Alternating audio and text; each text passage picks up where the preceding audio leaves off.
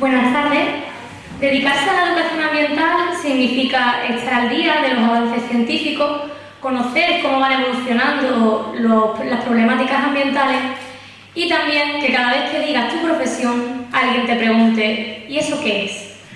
La educación ambiental persigue el objetivo de señalar los problemas ambientales, explicar por qué son considerados problemas y, por último, y lo más complicado de todo, busca que las personas se conviertan en agentes del cambio, dándole herramientas para que ellos puedan actuar y así ayudar a mejorar los problemas ambientales. Sin embargo, esto así dicho parece bastante lógico que no se está consiguiendo, pues podemos pensar que nos está costando lograr una ciudadanía proactiva. Yo lo entiendo perfectamente, porque hablamos de cambiar el mundo, de mejorarlo, así de primeras parece súper difícil. Por eso, cuando yo trabajo, digo que empecemos por algo muy sencillo, y es la observación. Es muy importante que aprendamos a observar nuestro entorno, pero no solo desde nuestra visión particular, sino desde una visión amplia, ambiental y crítica. El saber reconocer los errores y carencias que hay en nuestro entorno es fundamental para poder adaptarlo a la acción climática. Y si cualquiera de nosotros se pusiera a observar ahora casi cualquier ciudad europea, vería una ausencia muy clara, y esta es de zonas verdes. Cada vez más artículos hablan de los problemas derivados de esta ausencia, llegando incluso a aumentar la mortalidad en algunas ciudades europeas. Pero yo no me quiero quedar solo en la cantidad de las zonas verdes, sino que quiero hablar de la calidad de las mismas.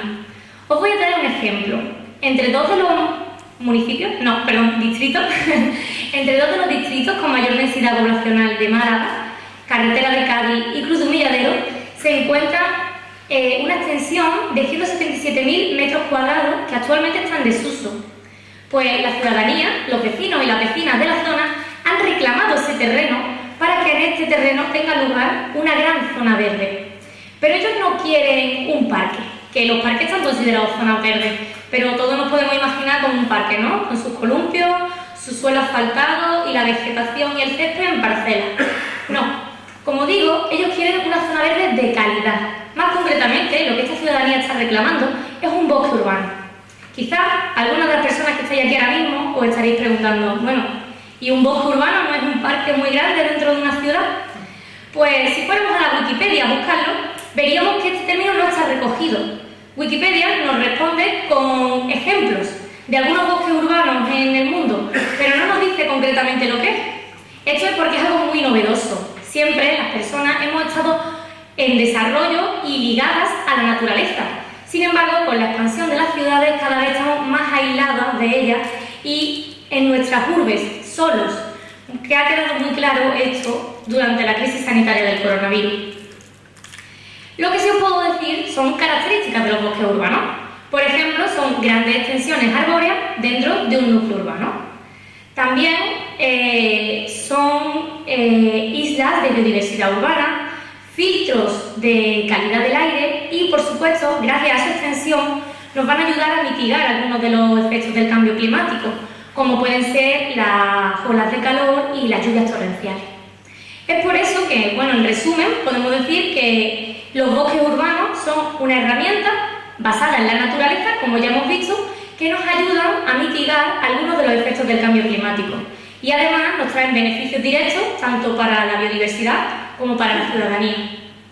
Este tipo de proyectos, los bosques urbanos, son el presente que necesitamos empezar a construir ya.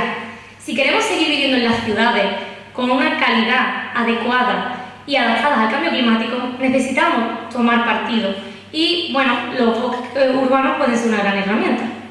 Ya para terminar, y porque estoy un poco nerviosa, os quiero recomendar y pediros como educadora ambiental que, por favor, observad vuestro entorno, pensad cómo podríamos adaptarlo al cambio climático, porque quizás solo con esa observación, como ya pasó hace 6 años en esta zona de Málaga que ya os he comentado, solo observando se os ocurra cómo mejorar vuestro entorno, cómo adaptarlo. Y quizás solo con esa idea ya estáis sembrando la primera semilla de un bosque urbano. Muchas gracias.